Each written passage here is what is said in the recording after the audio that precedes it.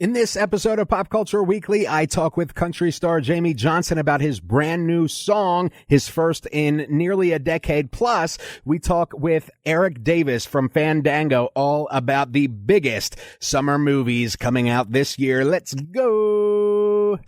Welcome to Pop Culture Weekly with Kyle McMahon from iHeartRadio. Your pop culture news, views, reviews, and celebrity interviews on all the movies, TV, music, and pop culture you crave weekly. Here's Kyle McMahon. Nah. What's up? Welcome to Pop Culture Weekly with Kyle McMahon. I, of course, am Kyle McMahon, and I thank you for hanging out with me and, rapping about pop culture. This week, this episode, I have two cool things going on. I speak with Jamey Johnson, country music songwriter, singer, who he hasn't released a single in like a decade. I believe his last single was 2015, so 9 years ago. And he is releasing one, now that you're listening, he has released one called 21 Guns. And it is a tribute to the men and women that we have lost, that were in our armed forces. It's referring to the 21 gun salute. Jamey himself was in the armed forces. He was a United States Marine for 4 years and kind of began playing country music in bars while he was, in the Marines, which is pretty cool. So I talk with Jamey about that. He's going to be performing at the 2024 National Memorial Day concert on PBS, which I will be there live from. We'll have a special episode with the performers there coming out in just a few days. So it's the next episode that's coming out. I'll be talking with the performers. And by the way, some of the performers, Joe Mantegna and Gary Sinise, who as always, host, the National Memorial Day concert. From Breaking Bad, Bryan Cranston. And I've talked to Cynthia before, but Cynthia Erivo, who of course has been in so many great things, but will be is in Wicked, which comes out this fall. It's going to be a huge movie musical. And Jenna Malone is performing, and Patina Miller. There's so many great artists and talent that will be performing for the National Memorial Day concert, which you can watch live on Sunday night on your local PBS station, or you can watch on demand for the following 2 weeks and on Facebook and YouTube and all the good stuff. So be sure to, keep in touch with me through social. You'll see my updates from rehearsals for National Memorial Day concert and my interviews with the talent. Also, I talk once again with managing editor at Fandango, Erik Davis, and we talk the most anticipated movies of summer 2024. So I'm really excited to get into that. Let's start with my interview with Jamey Johnson, discussing his career and his first single in 9 years. Here he is, Jamey Johnson. I want to welcome Jamey Johnson to iHeartRadio's Pop Culture Weekly. We are discussing 21 Guns, which he will be premiering at National Memorial Day concert on PBS. But for a moment, I'd like to go back, Jamey, if you don't mind. First of all, thank you for your service. You served in the U.S. Marines. I come from a military family myself, and I can't thank you enough for your service. So thank you for that. Oh, hell, I was proud I got to do it. I have a lot of friends in the Marines. Marines are such a great, great branch. All of our branches, obviously, but I have a special spot for the Marines. So for you, when you were in the military, that's kind of when you started performing, right? You were, I think, in Montgomery or something, and kind of started performing at bars. Is that accurate? Well, in a way, I started singing in front of crowds in church, and that was at a really young age. And so performing goes back with me all the way. Wow. As early as I can remember, grabbing a guitar and getting up with my dad and my sister and, singing gospel songs in church. but yeah, when I was in the Marines, I started kind of, I don't know, I'd go book a bar gig somewhere, 20 years old, 19, 20 years old, booking wherever I could get to. It was one of those things that kind of bonded me to a lot of the Marines I was serving with was, the fact that we could take my guitar somewhere, like we went into Laughlin, Nevada and set up and played somewhere. But we would just be out in the damn desert and throw a hat upside down, collect tips, or play Stump the Band or whatever, Yeah. And have these guys, well, this song? No. But it was fun. I had a great time, and it taught me a lot about music. It taught me an awful lot about the kind of music other people like. Mm. People will get deep with you on their music. Yeah. Music is, definitely a unifier that transcends language and creed and zip codes. And, it's pretty incredible. For you, did that shape you? Did that shape your songwriting at all in those kind of formative years? No, well, everything has to. Mm. You only get the one perspective, so you use everything in that perspective for songwriting. There's not an aspect of my life that's been walled off or safe from my songwriter, which is not always a good thing. Being an introvert, it's sometimes cringeworthy for me to look at the things that I put in detail in songs and think, why have I let this guy have control of the vessel? He's ratting us all out. And it's been, it's I would imagine that it is therapeutic for you. It's something that I assume needs to come out in some form. And, this is a safe, I mean, besides the fact that it could go to millions and millions of people, but it's a safe way to get that out, I would imagine. Well, it's been safe so far. Yeah, if you're a songwriter, it's something you have to do. They're coming when they're coming.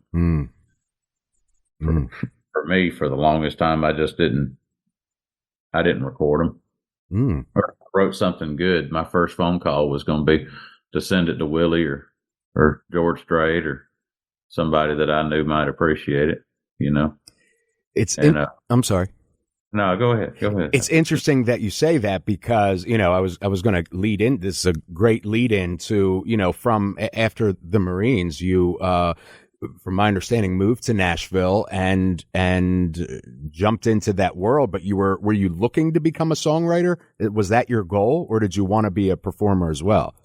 Oh, I was already a songwriter. When I moved to Nashville, I don't know how many songs I had written at that time, but I bet it was close to 500. Wow. And none of them had ever been co-written. I always wrote by myself. I didn't know really anything about co-writing. It seemed that it wasn't even a foreign concept. It was just something I'd never thought about. We're going to write a song, two of us. How are we going to do that? It only goes in one direction, the way your mind tells it to go. Right. So co-writing became like it felt like a team sport when I first started off. You have to learn an awful lot about when to be quiet when you're co-writing. Because anything I say can move it in a direction that's against where somebody else is trying to go. And that's not conducive for good songwriting if people can't agree. So it's an art, it's a team event at that point. Yeah. Songwriting was not something I came to Nashville for. I came to Nashville because Hank Williams came to Nashville, because the Opry's in Nashville, because the entire music industry was in Nashville, and I knew I was supposed to be a part of it. Wow. And just like I knew I was going to be a Marine when I was little, I knew I was going to be a part of the Grand Ole Opry in some form, and I knew I was going to be a part of the music industry in Nashville. You know, I didn't really think about it until the other day. Somebody asked me how long I've been in my studio now, which doesn't seem like a long time. And then I realized I moved into this studio in 2010, where I'm at right now. And we've been there for 14 years already in this spot, which is Chet Atkins' old office. It's the office in the RCA building that Chet Atkins used to decide the fates of young artists. And it feels good to me to know that this was the office of a musician. This isn't the first time music has been resonating off the walls in this room. And old Chester seems happy with it. So. Good for now. I love that. And when you came, you ended up relatively quickly. I mean, and I say that, knowing that you had years of blood, sweat, and tears in it. But, you ended up writing Honky Tonk Badonkadonk, which is still an iconic song. That had to be huge for you, I would imagine. The Badonkadonk? Yeah. It was huge. But I mean, like, especially, personally, I mean, you come to Nashville and, you're looking to make your mark. And then you have this iconic song that you write that is still today is iconic, what was that like for you? We were all young and, at that point had not had a success in our career, me and Randy Houser, Dallas Davidson. And we knew we had a gigantic song.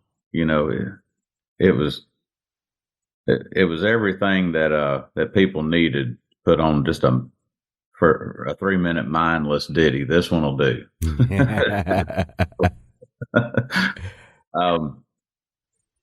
I was proud I got to make my kid dance. She was a year old in diapers at the time. And when that song would come on, she just felt something different in it and got to wiggling her butt in a diaper. It was a blessing. It took us 30 minutes to write. We spent most of that time laughing. And from the time that song came out, my life changed drastically.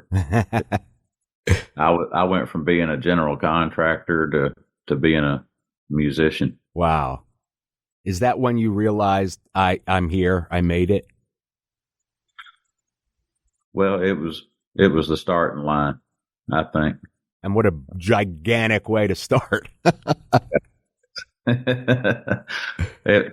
It was the starting line of the race, and there were all kinds of steps that led up to getting there.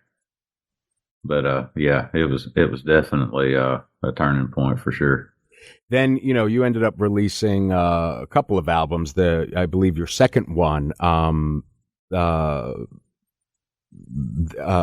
Lonesome Song, which still today is, praised and renowned for, especially the songwriting. When you get yet another achievement like that, do you feel, is that when you're like, I'm very just curious because you've had so many highs in your career. 11-time nominated, Grammy nominated artist. When is it that you're like, this is what I'm supposed to be doing, and I'm doing it now? Was it with that album? Do you ever feel that way? Was it with Badonkadonk? When do you say, wow, this is what I dreamed about when I was little? Well, the version of the music industry that I found wasn't what I expected, especially after the outlaw movement. I thought that Nashville would be a little more free and easy with ideas, that they come from all over the place. And what I found when I first started off was everything was locked down, and it was all kind of dictated out how things would go. It seemed so. Here's the difference. There's producers you can work with. Like for me, I had a great producer, Buddy Cannon. One of Buddy's secrets is how he sets a mood for a room for the musicians, because all of these musicians have worked with him before, and when he starts a session off, and it just feels a certain way. I mean, he lets players play what they imagine, and if that needs a little dialing in, he can chime in and offer up suggestions. Most of the time with Buddy, he doesn't. Most of the time he would chime in with something that is distracting, or listen to this. Are you sure you want that to go that way? And then there's producers out there that are very rigid and very demanding. It's got to go exactly like this right here, right now. And then these parts have to be laid out just so. And they're more like a orchestra conductor in the way that they have the overall plan, and they're going to dictate that out as they go. The music business that I started off in was very orchestral and demanding, and everything had to be done, and I wasn't expecting that. I would have thought that by now they figured out that micromanaging the piss out of people is a great way to put out crappy music. Yeah. But they did it that way anyway. And I tried my best to navigate through those kinds of waters. And I felt like I had. Lonesome wasn't the first time I started doing things the way I wanted them done. It was just the way that worked. After we put out another project, but it was also it worked that way because I had changed through that whole experience too. There was a lot of me that was in the way of some of the early projects. I can be a smart ass, but like a bad dog, I can be in the way too. Is that why you started your own label eventually? Well, I started my own label to minimize the hopping back and forth between the other ones that was starting to look like it was going to be a norm. And plus, if you're going to put anything out and you're not signed to a label, you kind of have to create a label name, because that's the way that the industry is set up. So I created a record label off of the name of my publishing company at the time. So we go by Big Gas Records, and I think that's going to be my label for the rest of the movie. I think I'm just going to hold on right there, and I may partner up with other labels as I go, and may try to do some different things. But everything I record from now on is going to be on my own label. I love that. And now, you've you're putting out this song, 21 Guns, that is a beautiful tribute in so many ways, and you're going to be performing it, nationally, live on television nationally for the first time. From my understanding, you've played it, at some of your shows and stuff over the last couple of years, but this is the big debut.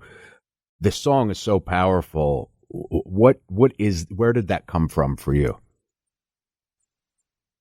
When I was a young Marine, I served at those funerals, and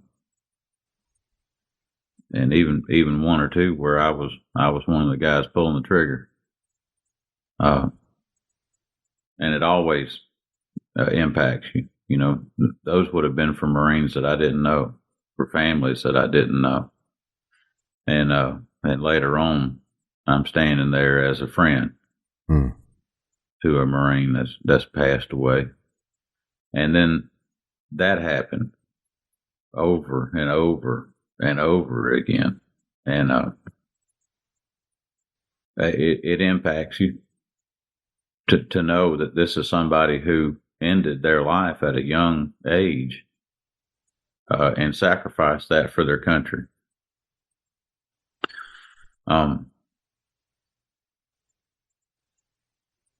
That's going to impact you. The more of these funerals I attended, the more I started kind of empathizing, not just with the loss of the family, but listening to how people express their grief. And that's one of the sentiments that came through was, I don't need anybody to tell me that you were a hero. I've known that your whole life.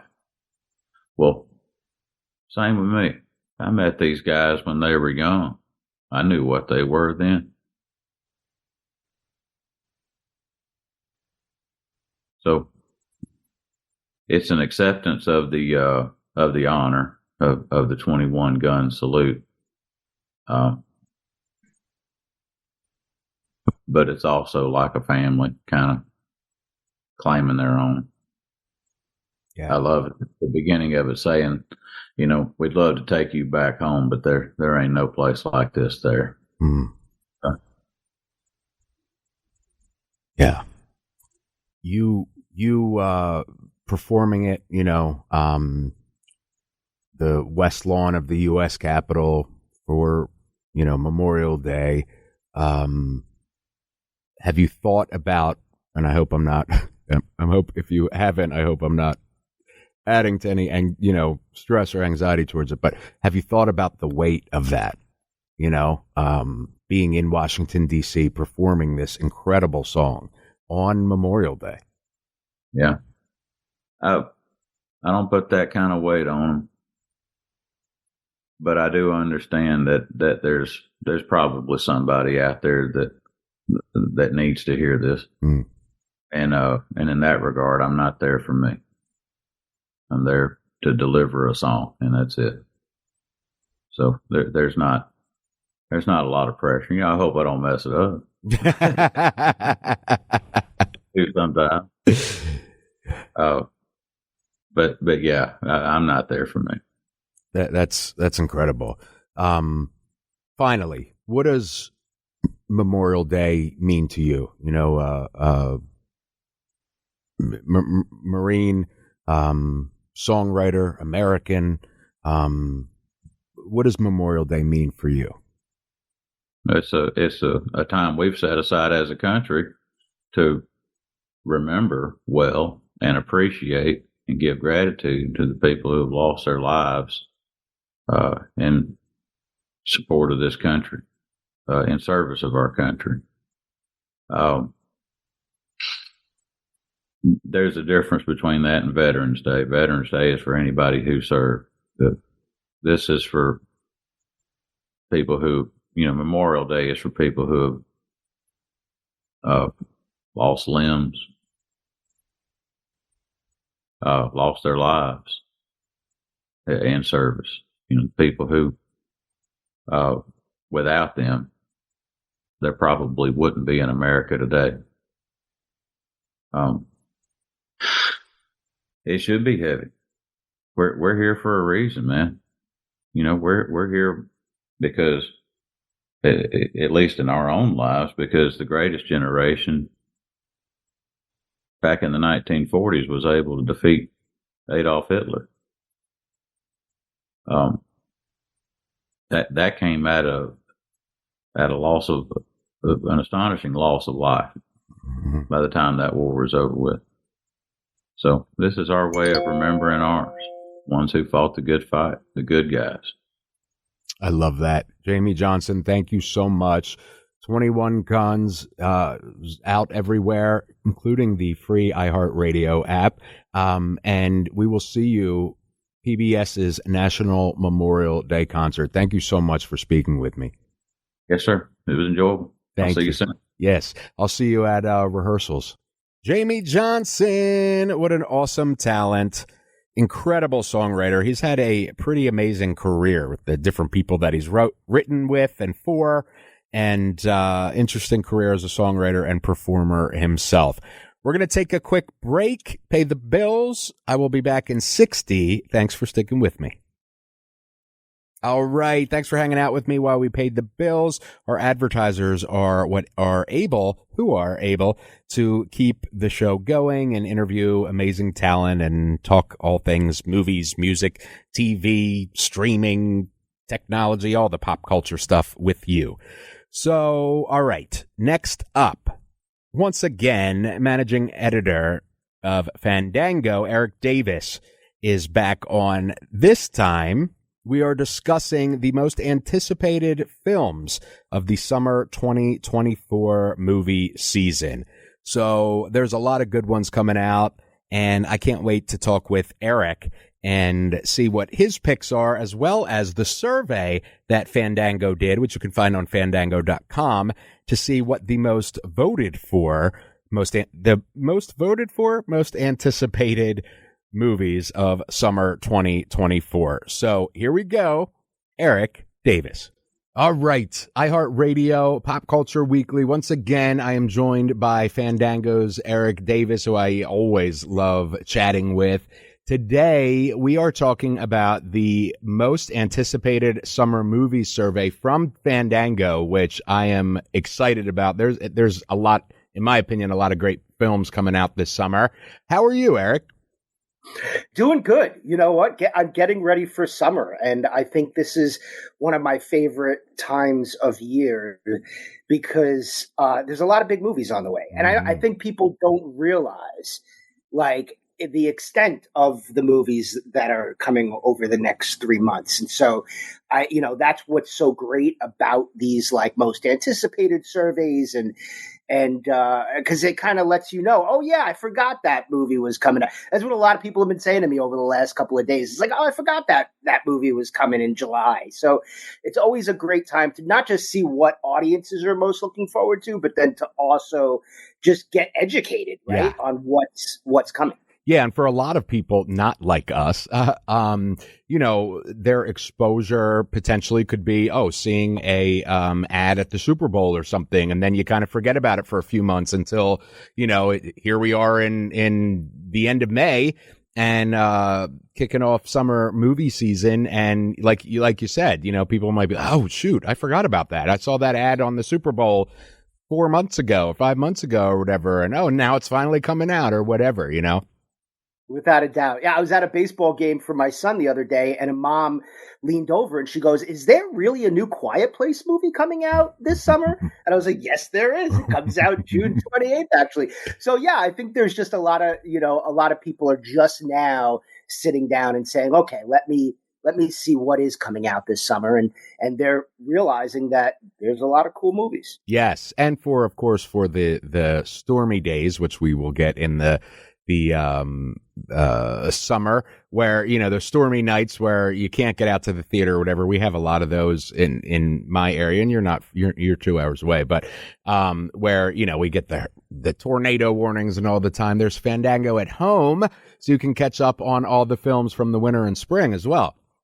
Yeah, without a doubt, and then a lot of those films that come out this summer sort of come towards the tail end of summer. They come home. So we ask people not only what films are you anticipating coming to theaters, but then also which films do you want to own when they do come home. And so this is a really the first half of summer. You're getting a lot of like those big April and May releases coming home, and then towards the end of in August, and then maybe even into September, some of those bigger summer movies are coming home too. So yeah, I mean, no matter where you want to watch films or what experience you're looking for this summer, I would say Fandango's got you covered. Awesome. And let me ask you, just before we hop into this, Megalopolis. Yes. Help me out. Is that how you say it? Yes, Megalopolis. The Francis Ford Coppola epic. Yes, it debuted at Cannes this past week. Pretty, from what I saw, pretty polarizing. People were like, it's either genius and amazing or whatever, or it's overly done and bombastic and all that stuff. What are your thoughts on the film, especially the breaking the fourth wall aspect of it? Yeah, I personally haven't seen the film yet, so if someone's listening and they can show it to me, please do. But yeah, I mean, I've been reading some of the reviews. I am also someone, especially when it's a new Francis Ford Coppola film. Yeah, I don't want to know too much. Like I watched the teaser, I kind of saw some of what people were saying about it, but I want to go in clean, and I think we are still waiting to a certain degree to find out how we're going to be able to watch this film. IMAX has said that they will definitely be screening it, so it will be coming to an IMAX theater. And then beyond that, I think we're still waiting to hear. But I love it. I love the fact that, a filmmaker, a visionary like Francis Ford Coppola, can just pour everything he's got into a film like this, and yeah, let it be polarizing. I mean, some of the best films ever made are polarizing films. And I think especially in this day and age where, yes, we do see a lot of franchises and remakes and sequels, which without a doubt people are anticipating. We have a ton of them coming this summer. But then I think there's also should be room for films like Megalopolis to exist and to sort of, drive interest and for you to watch and sit with and maybe watch multiple times and kind of lose yourself in what kind of wild vision Coppola is trying to tell, and I think he is a legend. Yeah. And while he's here and making films, similar to Martin Scorsese as well, and I think Christopher Nolan is on that path too, and James Cameron, and just, seeing anything that these guys make, I think is rewarding for if you're a film fan. Absolutely. Awesome. So the most anticipated summer movie survey, I was excited to see the results of this. Where do you want to dive in? There's so much good stuff. I mean, Deadpool and Wolverine. I think, if you want to look at like an overarching kind of theme for this survey, and we broke it down into a bunch of different areas. Earlier, a couple of months ago, we did a most anticipated summer movies, just flat top 10. What are the top 10? I think you and I talked about that. Yeah. Yeah, we talked about that. Deadpool and Wolverine led that. But then coming into sort of official summer, we wanted to break it down, and ask people most anticipated IMAX movies, action movies, comedy movies, art house movies, like really kind of break down some of this summer slate, get more films out there in front of people, and see what audiences are anticipating. And I think if there is a big theme, it was Deadpool and Wolverine just really dominating these lists. It led, most anticipated IMAX movies, action movies, and comedy movies, which I think, just goes to show you that I think this is probably the biggest Marvel Studios movie. Maybe since Black Panther: Wakanda Forever, Spider-Man: No Way Home. I would even put it on that level of Avengers: Infinity War and Endgame in terms of just anticipation. Mm-hmm. Tickets just went on sale this week, and it already broke first day ticket sales on Fandango, the record for 2024. It broke the first day ticket sales record on Fandango for first 24 hours for Deadpool movie for the franchise. So, I mean, it's just showing incredible amount of anticipation. We also released the first big ticket interview on Fandango with Hugh Jackman and Ryan Reynolds and director Sean Levy. And it's like our highest performing interview in its first 24 hours ever for Fandango. So it just goes to show you that bringing, as Ryan Reynolds would say, ketchup and mustard together for the first time on the big screen, I think is something that not only have fans wanted to see, especially if you're a fan of the comic book, but I also think like for Marvel, it just shows you like, look, there's still a lot of love and energy and excitement for the films that Marvel Studios is putting out. Absolutely. That's my most anticipated film for the summer, potentially probably the year, to be honest. I'm a huge MCU fan. I love Hugh Jackman as Wolverine, and I love that they were able to do this, and I'm excited to see how it all meshes into the MCU. You know what I mean? I mean, there's so many things I'm excited for that with the film that I just can't wait to see it. And I can't wait to see it on a big screen. You know, there's you and I do a lot of screeners or screenings where it's, other people like us but there's something about a big sold out theater for an MCU film, event films like that, where, people are dressing up and people are cheering at I'm looking forward to that. I really can't wait for it. Without a doubt, and I a lot of people were saying that last summer with Barbenheimer, like people were dressing up as Oppenheimer, as Barbie, and going to the movies. And, in our interview, Hugh Jackman actually says that, the head of Fox at the time when the first Deadpool came out, told him, just go to a movie theater and see what people are with this Deadpool, like see what it's about. So he says he went to a 9 p.m. screening in Times Square the weekend Deadpool came out. He was in disguise. He had a hat on.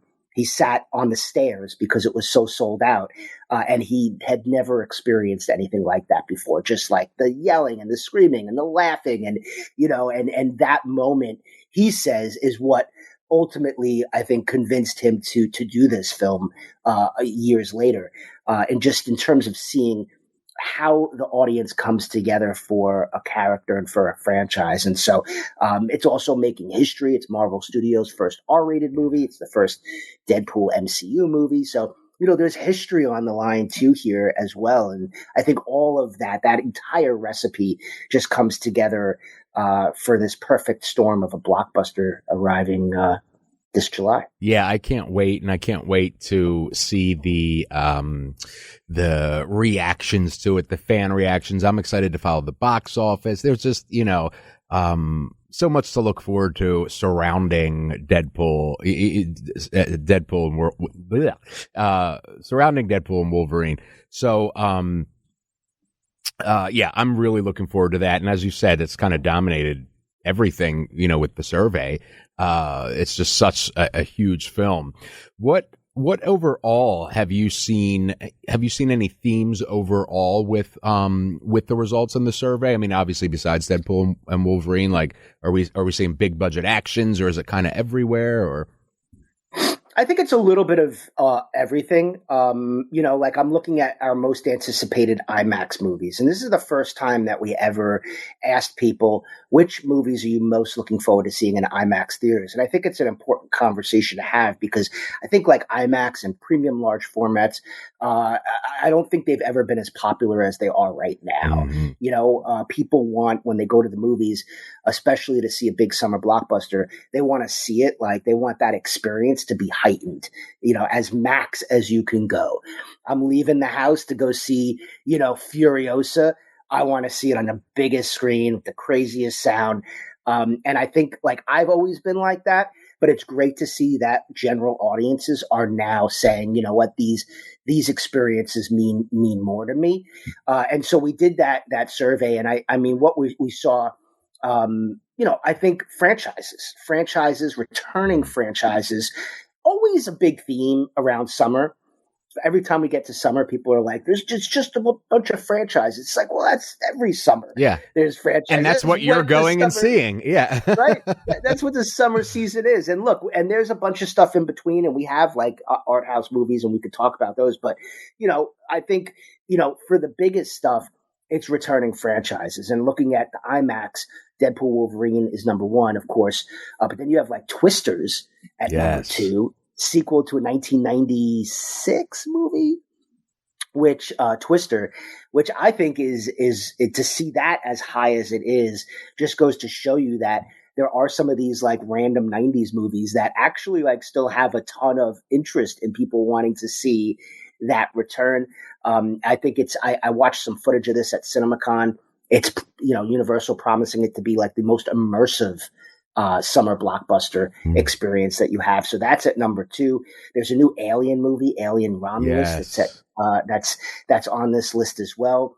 Furiosa, the Mad Max saga, which comes out Memorial Day weekend, and then Quiet Place Day 1. So you look at what's interesting about these 5 for most anticipated IMAX is, you have your comic book movie, and then you have your tornado movie, and then you have your Mad Max action movie. Then you have 2 horror movies on there too. Yeah. And it just goes to show you like how people don't just want to watch action movies in IMAX. They want to watch like scary movies too. And I think Quiet Place Day 1 and Alien Romulus look awesome, both of those films. So. Yeah. I, looking at this list, I remember when I was a kid, my mom, the first DVD that I ever had, my mom bought me, and she had no idea what she was buying, really. She just, knew I was a movie buff.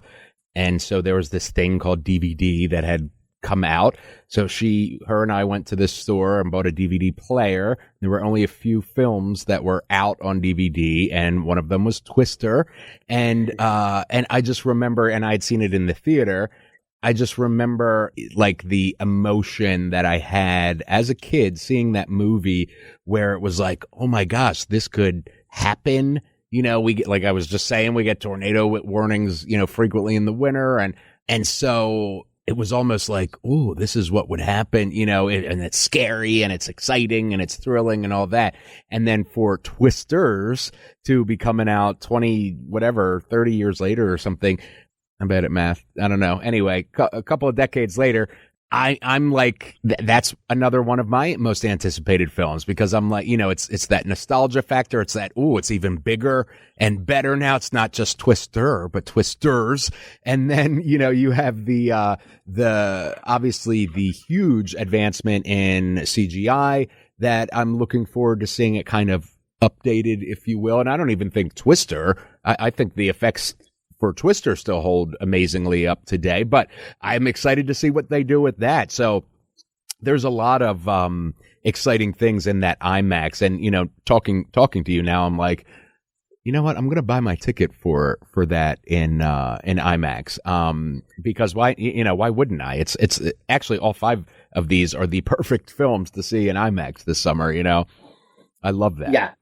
No, that's a no-brainer. And I think also one thing that people forget about Twisters and the original Twister, and in watching the trailer with my kids, like they reminded me, like these are real people that go do this, like that go and drive into tornadoes and, get the data that helps, ultimately and hopefully save future communities from these storms. And so, I think that there's this, yes, this could really happen, and it does really happen, and it's tragic when these tornadoes sweep through cities, and so I think there's a certain personal connection that a lot of audiences have to the topic, and then yes, you have that advancement of VFX. These movies are known to sort of be at the forefront of what we can do with technology. And then there's this educational part of it where it's just like, these are real people. These are real like heroes that go in and do this. And I think that's, like there are no real X-Men, like there aren't mutants really. I don't know. It hasn't been revealed yet. They just haven't told us, Eric. But like, these are real, like, I think, kind of heroes too, that go and do this stuff. And so I think all of that, I think is what attracts audiences to a film like Twisters. Yeah, I'm looking forward to it. What about, I'm a huge horror fan. What about on the horror front? Did I see that you guys that was part of the survey? What are you seeing with that? I think what we are seeing is we're seeing a lot of the Alien and Quiet Place Day 1. Big ones. Also, Maxine, Yes. which is the trilogy for Ty West that was X and Pearl. Yeah. And now Maxine is the third one. Mia Goth stars, and this one takes place in like the 80s. Mm-hmm. And what I've been really loving about this series, and Maxine also leads most anticipated art house movie survey as well. What I love about these films is that, you know, Ty West kind of not only does he set these horror films in different periods, but he also shoots it as if it was a horror film that was made in that period. Yeah. You know, like X, I love X. You know, he kind of shoots it like it was set in the 70s. You know, I kind of got Texas Chainsaw Massacre vibes from the movie. And now, you know, with Maxine, he's going to kind of, I feel like it's going to feel like an 80s horror movie. Yeah. And so that one looks really good. Alien Romulus. What I love about this new Alien movie, and some people have been like, really, they're doing another Alien? I'm like, no, but this one you kind of want to pay attention to because it's set between the first Alien and the second Alien. Oh, I didn't know that. Yeah, it's in between those two movies, and it's directed by a guy named Fede Alvarez, who did Evil Dead Rise. Mm-hmm. He's one of my favorite horror filmmakers, along with the guys Radio Silence. I love them too, because they make like very accessible horror movies, but they go a bit harder than your normal horror movies. Yeah. And I think that's a really difficult thing to do. Yeah. And I've seen some, you know, extra footage of Alien Romulus. I haven't seen the film yet. But it's exactly that. You know, it's like, this is crazy. I'm on the edge of my seat. It's a bit harder than I was expecting, gory-wise, but it's really great stuff. And so I think he's going to knock this film out of the park. I think it's going to be a really great film. And you know, and so that one big, and then Quiet Place Day One. A lot of people don't realize that this isn't necessarily a sequel to Quiet Place Part 2. Emily Blunt, you know, John Krasinski, those characters aren't in this one. This one's set in New York City on the first day that the monsters arrive. So it's like a spin-off of those first two movies, expands the universe a bit. And it kind of gives you a different setting for Quiet Place, which I think is pretty cool. Yeah. Being from New York City and seeing how it's going to look. So, you know, those three films very much dominating horror at the moment. Also, M. Night Shyamalan has a new film called Trap that's coming out, and his daughter, Shauna Shyamalan, has a film called The Watchers, also on the list, based on a book that's coming out. I think this is got the first summer that a father and a daughter have horror movies coming out. Like, oh, that's cool. You know, in the same summer. So I think it's really, Shyamalan is all over the place. And his other daughter is the superstar music performer in Trap. Yeah. Yeah, I love them. His daughter, you know, I've met both of his daughters as well for the Servant coverage that I did. And she actually, I believe, wrote and directed at least a few episodes of Servant. And so I was really excited when I saw those. I mean, I'm obsessed with Servant, but when I saw what she did with Servant, particularly with the directing, I was just like, I cannot wait for her feature film, you know, and here we are, and you know, I love that. Now we have two Shyamalans that I can look forward to their films. You know what I mean? Yeah, and it's great. And both of them look so different. You know, The Watchers, it is based on a book. I haven't read the book, so I'm not as familiar with the story, but it looks freaky. Dakota Fanning stars as a woman who gets like trapped in a cabin, which seems like where there's like monsters outside, and there's all these rules about going out of the cabin and how does she get back to where she came from. So it feels really freaky and cool and wild. And then Trap I'm kind of obsessed with because it's almost like a lot of people look at M. Night Shyamalan, they're like, what's the twist in his movie? Mm-hmm. And I look at Trap and I watch that trailer and I'm like, he kind of gives you the twist in the trailer. Yeah. You know, Josh Hartnett takes his daughter to like a sold out rock show and she's all excited. But then he realizes that there's cops everywhere and he goes and asks the guy, what's happening?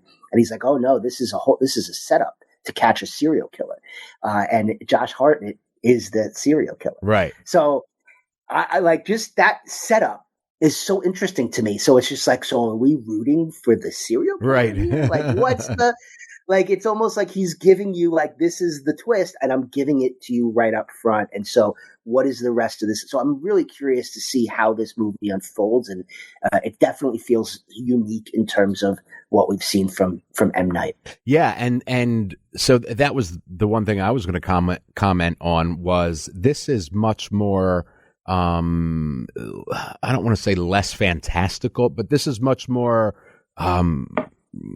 like you could almost see it happening. You know what I mean? Where, with something like The Happening or many of his films, Signs or whatever, there's a little bit of,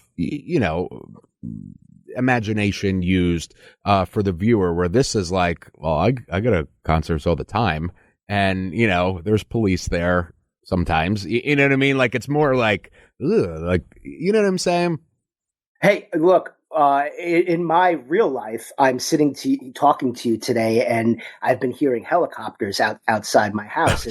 And why is that? Because I happen to live somewhat close to a guy named Rex Heuermann, who is a big serial killer who was caught on Long Island, New York, about a year ago. And they're searching his house as we speak. And so, like, yes, this could be a real situation where there are these real, like, kind of serial killers out there, and there are these elaborate sort of traps to kind of catch them. And you're right. This doesn't have, like, kind of that mystical, like, M. Night's last movie was kind of about the end of the world and these people showing up and saying the world is ending, yada, yada, yada.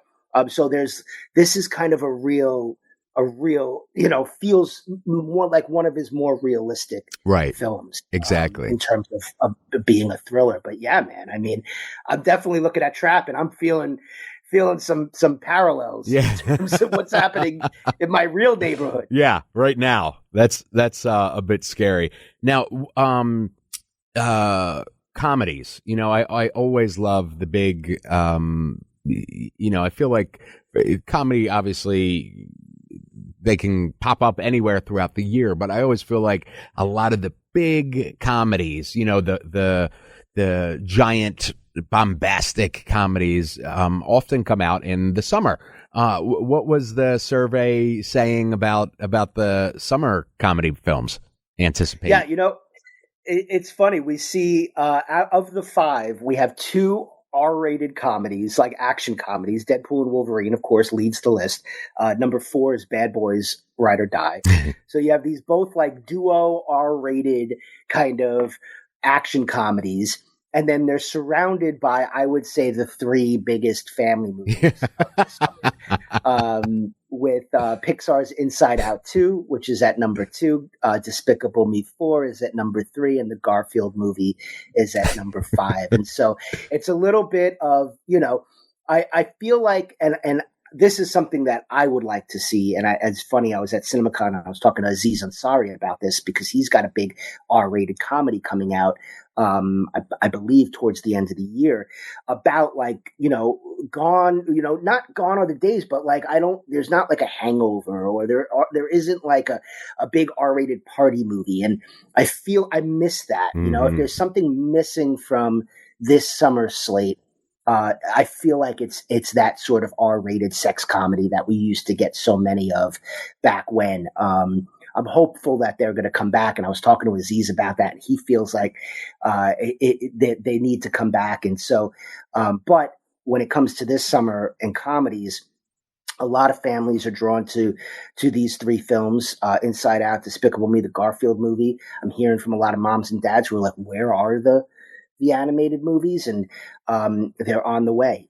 John Krasinski's If just came out recently, and Garfield is coming out for Memorial Day weekend. And there aren't 2 bigger, I would say, animated kind of hyped franchises than the Inside Out movie and Despicable Me movies. The Minions are more powerful than anything. Yeah. So I'm relatively surprised to see Bad Boys Ride or Die on the most anticipated summer comedy survey results because of the slap heard around the world. I wasn't sure if it was going to be ignored, if Will Smith had been literally canceled, if the audience cared the general audience cared at all. So that was surprising for me to see that on there. And it'll be interesting to see how that plays out at the box office, if it has any, effect whatsoever. But I think a lot of people are going to be watching that box office to see, this is kind of his first big film since then. So I'm curious, or is it his first film? I think he had one other film come out that the name escapes me. I think it was a streaming film. But this, for without a doubt, this is his most commercial film to come out since then. But you got to remember, the Bad Boys for Life came out was it January, February 2020, right before the world shut down. But it was, the most successful Bad Boys movie at the box office. Right. And it did go on to be the highest grossing movie of 2020, albeit an asterisk kind of year. So I think there's a lot of momentum coming into Bad Boys Ride or Die. And look, I can't speak for audiences everywhere. I can only look at the results of over 2,000 moviegoers and what they voted for. And you see this film prominently placed throughout our most anticipated. And so I think that there is a lot of love for the franchise. I think there's a lot of love for for Will and Martin. Together, especially, Yeah, very much. I would say alongside like similar to Lethal Weapon, and those kind of franchises. And I think there's just a lot of built-in love for that chemistry and watching them together. And so I think that's reflected in this survey, without a doubt. And we do have a big interview dropping. I think it's going to be the longest interview that you will see with Will Smith and Martin Lawrence. We talked to them all about the legacy of the franchise and all that stuff, and you'll be able to watch that on Fandango. Awesome. I'm looking forward to that one. What is your actually, before we get into that, the more art house films, you mentioned Maxine. For the general movie-going public, it's all about the big blockbusters and that sort of thing. But for especially film lovers and genre lovers, sometimes the summers aren't so packed for those fans. What are you seeing that people are looking forward to on the art house side this summer? Well, Maxine is number one on that list. The Bike Riders, which is a stacked cast: Austin Butler, Jodie Comer, Tom Hardy, follows a motorcycle crew. And that movie's at number 2. It was supposed to come out, I believe, last fall, but it got delayed due to the strike. It was one of those films that's just got a really great ensemble, and they'd rather sort of wait for that ensemble to be available to promote the film. Yeah. So that one is at number 2. There's an animated film, cool little animated film called Robot Dreams. That's at number 3. Probably my most anticipated on this list, Kinds of Kindness, which comes out in June. This is the next film from Yorgos Lanthimos, who did Poor Things with Emma Stone. Emma Stone comes back, and she's in this film as well. I've heard it's like a sprawling film, almost 3 hours in length, that follows 3 different stories and the same characters, the same performers are in each story. So that one looks really cool. And then there's kind of like this under the radar horror thriller starring Hunter Schafer called Cuckoo. That's at number 5 on the list. So a little bit of a mix, I would say. You're seeing some kind of, under the radar horror mixed in with like some indie animation, mixed in with, awards kind of darlings.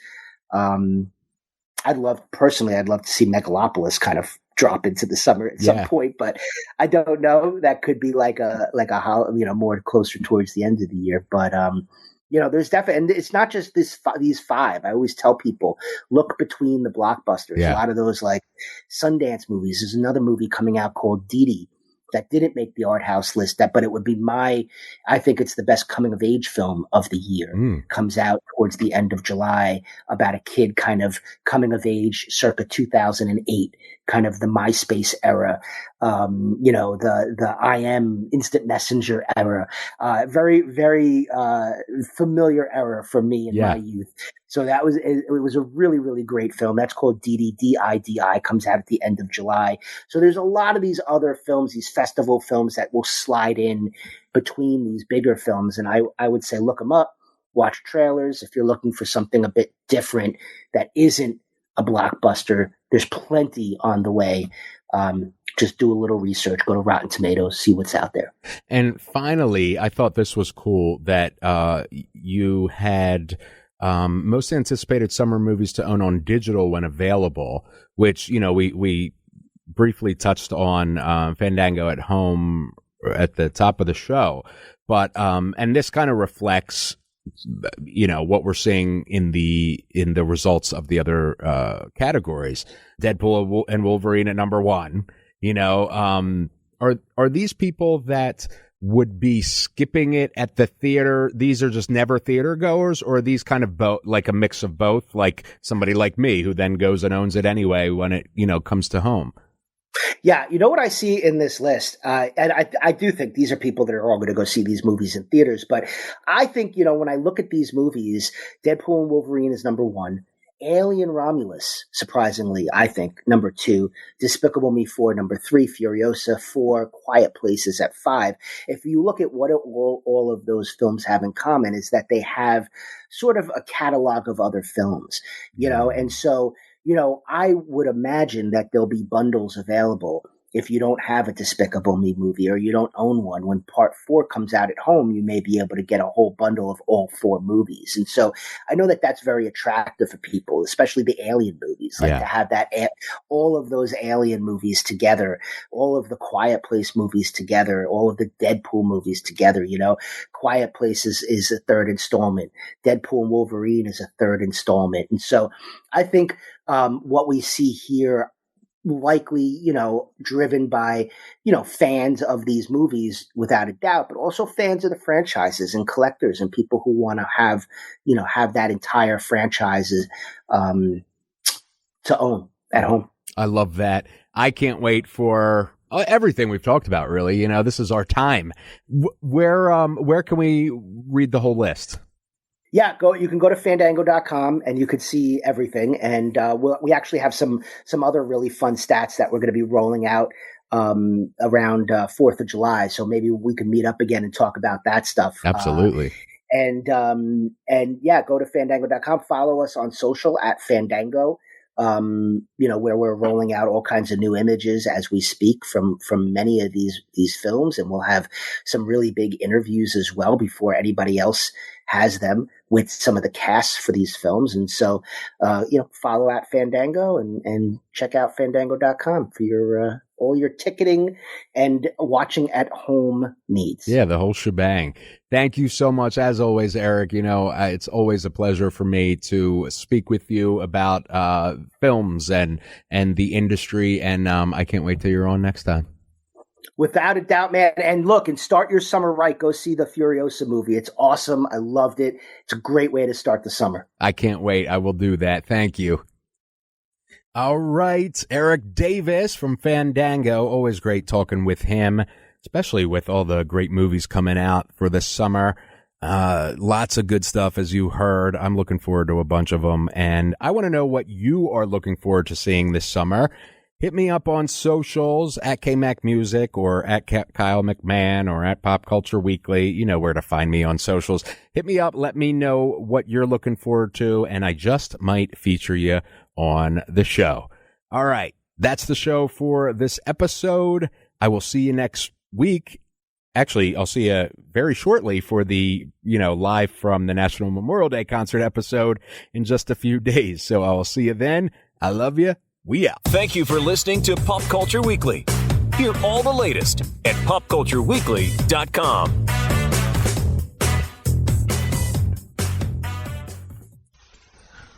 most anticipated summer movies of the summer of 2024. They're not really summer movies. I mean, they're movies that come out in the summer, but they're not summer movies. I mean, they could be movies that take place in the winter or the fall or the spring.